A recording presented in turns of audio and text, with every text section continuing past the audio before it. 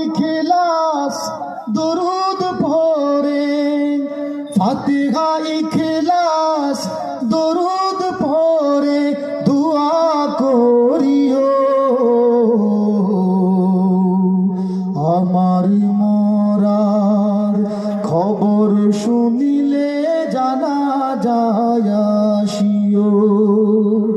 আমার মরার খবর শুনিলে জানা যায় আসিও।